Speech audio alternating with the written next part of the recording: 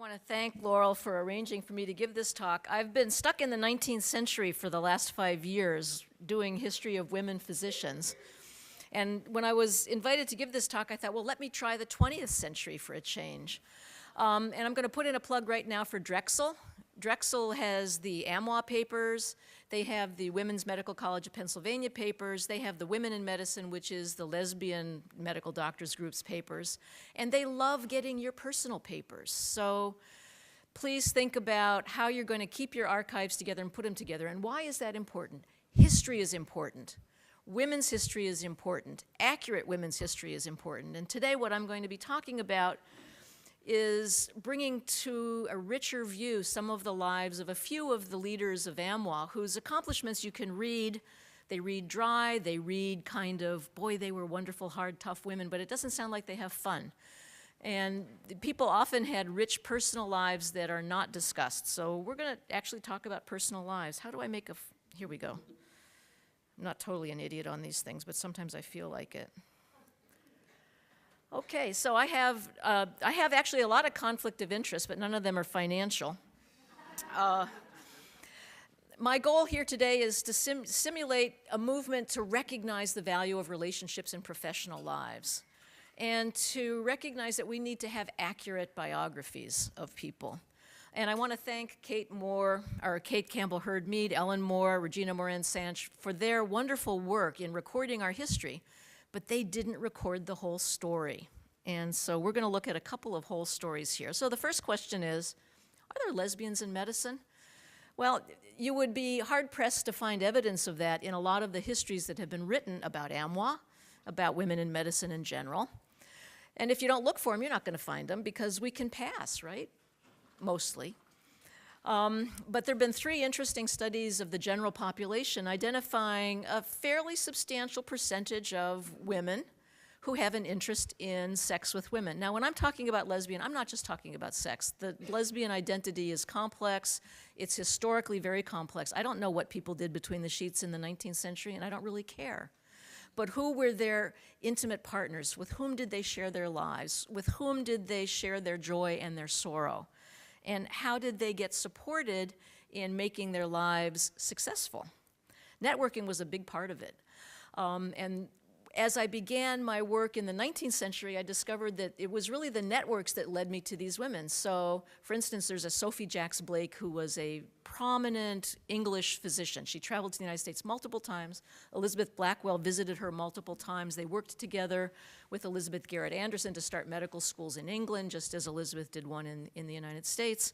So I went through the Notable American Women's Biographical Dictionary and pulled out all the physicians. A number of women physically in their lifetime admitted a Boston marriage. In the 19th century, this was not considered a bad thing. Women supported women, they lived together, they practiced together, they traveled together, they networked together, and those that were partners were not secretive about it in any way. So I looked for those who admitted Boston marriages, I looked for those who lived in extended periods of time in residences, and you can get property records, it's pretty easy. Joint ownership. I also looked for women who burned their personal papers.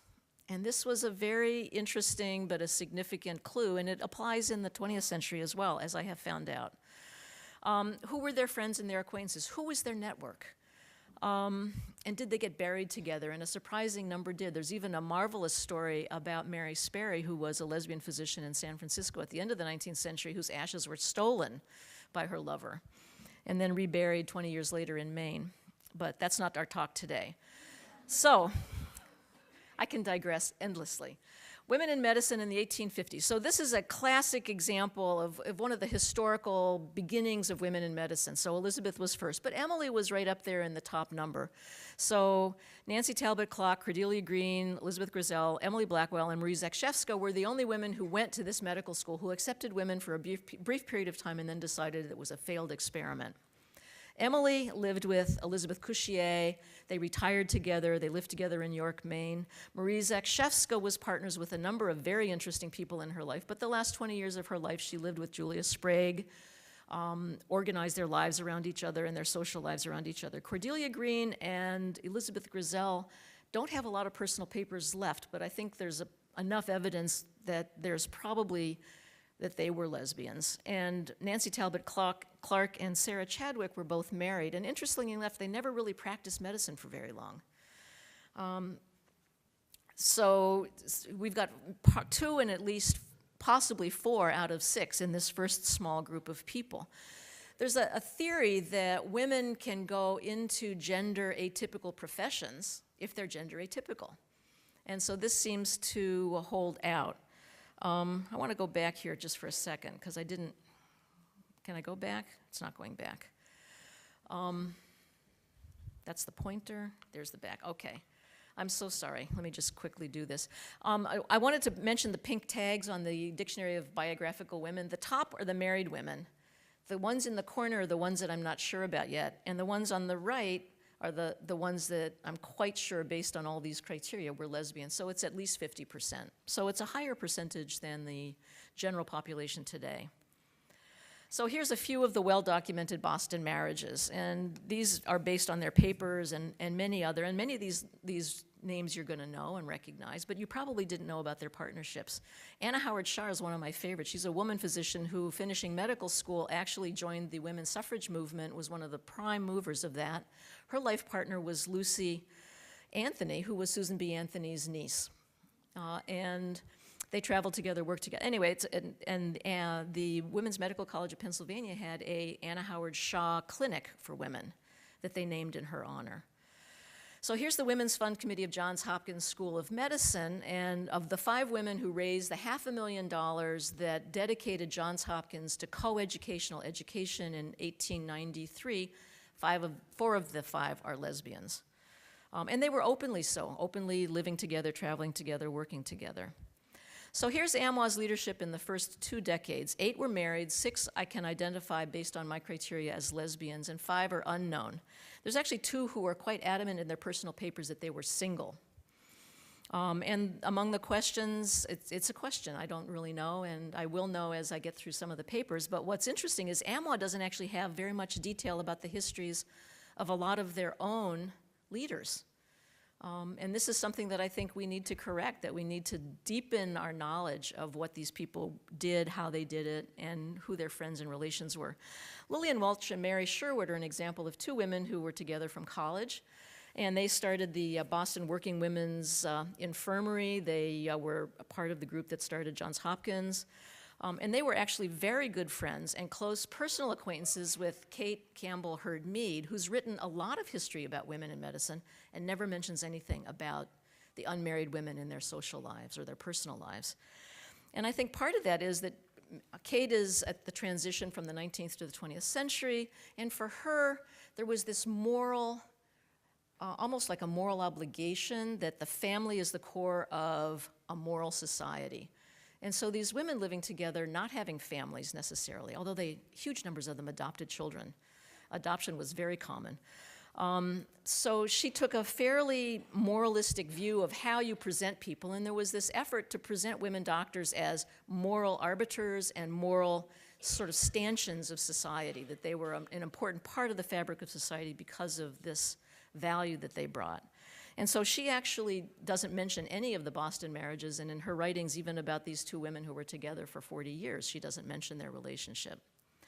Esther Pohl Lovejoy is another early AMWA woman, multiply married, and one of her best friends was Sophie Jacks Blake. She's written biographies of Sophie, traveled with her. She's in her book that she wrote on the International Medical Women, and she never mentions anything about Sophie's personal life, and yet Sophie's the link for me to finding a lot of these lesbian women.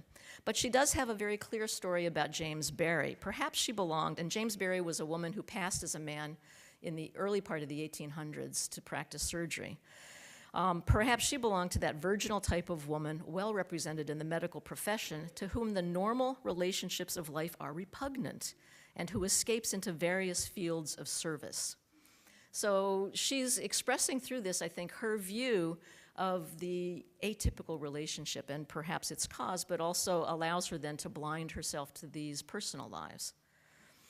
At the turn of the 20th century, we also had an increasing medicalization of everything. We now had cause and result for diseases. You had infections, you understood the value of medications and specific disease treatments, and so everything became medicalized. Among them, the deviant sexual behaviors. So neuropathic nature, arrested development, moral imperatives, these were all words that were used to say that there are normal things we should do and there are other things we should not do. And so homosexuality actually became a named disease that was stigmatized. So even today, this still remains a big problem. In 1973, the Psychiatric Association took homosexuality off of its pathology list.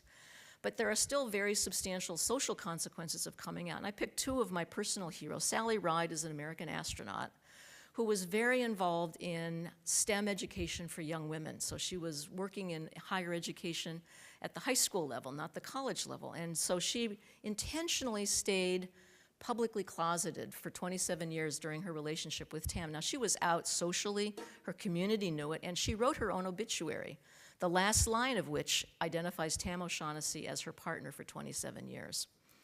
The other example is Sally Abston, who is probably the leading pediatric burn surgeon in the United States. She was a professor of surgery at the University of Texas in Galveston. She was a brilliant researcher. She was a phenomenal teacher. She was a phenomenal mentor. She was never president of the American Burn Association. She never had a public face for most of these things. And she was with her partner, Joanne Mallett, for 34 years. They adopted 7 children and had a wonderful family and social life. And they included the medical students in their life and residents, so she was well recognized. And I think her recognition as a lesbian is what kept her from leadership roles in the American Burn Association. I'm going to talk a little bit about Liz Carlin. Many of you know Liz, and I knew Liz for the last 10 years of her life, but not deeply socially. She actually trained me to do abortions again in the 1990s when it looked like that was going to become illegal. But in reading Ruth Harriet Blyer's biography in the the National Women's Dictionary for the modern era, they mention Liz as her partner. And if you don't take anything away from this, I hope you go and read about Ruth Harriet Blyer. This is one of the most amazing women I never heard of before. You do it, I'm not going to take the time to do it. And she names in her obituary Liz Carlin, but Liz Carlin's obituary in the Faces of AMWA lists her close friendships with Donna Shalala and Molly Ivins. Now, those were not her partners. Those were her friends. No question about it. And Molly Ivins, of course, was lesbian, and Donna Shalala has never mentioned it, so we won't speculate on her. But Liz's long-term relationship with Ruth isn't mentioned, and her long-term relationship with Anne after Ruth is not mentioned. And I think this is a cover-up that we don't need to have. Liz wasn't secret about who she was. Here's another example of 2 wonderful past presidents of AMWA, Martha Tracy and Ellen Culver Potter. I'm a little nervous giving this talk. Isn't that interesting? These were 2 remarkable women. Both of them at one time or another served at the Medical College of Pennsylvania in major leadership roles.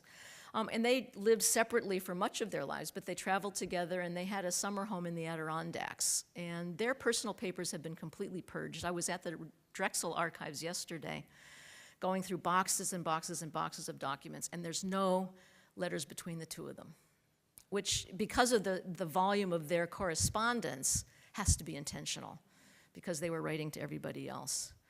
A little bit about them, but you can look it up. Now, finding women is really difficult. I'm going through the AMWA journals, and I find this woman, Lois L. Gannett, who was an editor, and she's a writer, and she was the president of the Medical Women's Society of New York. It's about 1913, 1914. Very interesting medical history. She worked with Martha Tracy. She was one of the people that actually created the force among these many associations to form the American Medical Women's Association. And when I started looking for her, I found her as Lois L. Gannett, as L.L. Gannett, as Lois Eastman Gannett. 5 minutes, I'm almost there. And, but I couldn't really find anything except these kind of odd correspondences that she had with people. And then I found the obituary of Eliza Mary Evelina Lightbourne. Now, this was in a church bulletin, and the bulletin says, Miss Lightbourne is survived by blah, blah, blah, blah, blah, and Dr. Lois Gannett, a close friend with whom she has lived for over 40 years and been associated in the practice of her profession. Well, Lightbourne was her nurse for 40 years. And I love that the Church Bulletin actually put this memory in for her, because it really does link them then in the way that I thought they did. So here's three other very prominent mid-20th century, early 20th century women. Josephine Baker famously discovered Typhoid Mary, but she also was the first woman to be Commissioner of Public Health in New York City. Louise Pierce was a fierce woman who actually went to Africa and worked out sleeping sickness and brought that to a close. And Ida Wiley was a novelist, and if you're interested in reading good literature, her autobiography, My Life with George, is one of the best personal autobiographies I've ever read. She was a spectacular describer of her life.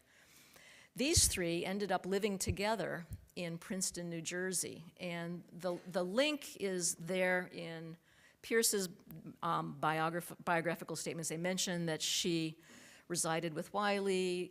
Baker's mentions that she knew Pierce, but there's no real link to them. Well, the real link is that they actually lived together in New York City, and then the Rockefeller Institute moved the Animal Research Lab to Princeton. So Louise had to go because she was doing animal research, and they all went and lived together. And they burned their personal papers, except for Ida. Two other of my favorite women, Martha May Elliot and Ethel Dunham. Very quickly, Ethel was the woman who really devised the method by which premature infants could be cared for. She was the chief of the Bureau of Children. She was one of the first women to hold a major federal position like that. She was the director of Children's Health for the World Health Organization. And she was the first woman to receive the American Public Health Association Award, the Howland Award. Martha May Elliot worked at rickets. She was the one that recognized the relationship between sunshine and vitamin D and rickets. She also worked for the Children's Bureau. She was the director of the Children's Bureau, the chief of maternal health, public health, and et cetera. They brought together the Shepard-Towner Act, which was the first public federal law granting health care to a disadvantaged group of people. This was a women and children's health law that they got founded with help from AMWA. AMWA supported it, but the American Medical Association did not, believing that it was socialized medicine. And AMWA came to agree with the American Medical Association and worked with Congress to disband this public health service, which served 25% of the women and children in the United States at that time, the year before the Great Depression. So think of the lives that were lost because this was abandoned. But the people who fought against this actually used public ridicule of Elliot and Dunham's relationship as one of the reasons why this law was a bad law and should be abandoned. So AMWA has a long and colorful history. It represents a unique phenomenon in organizational development in that it brought together over 30 women's organizations. And my plea here is make your data public. The Drexel Archives actually have the entire body of the Journal of the American Medical Women's Association in the stacks, but you cannot get those records online unless you pay for them. So these need to be open because in those records are wonderful biographies, autobiographies, stories of the things that women did, and important women's health publications by the women that I've mentioned and many of the women that I didn't mention. And thank you very much. I am done. Digitize your archives.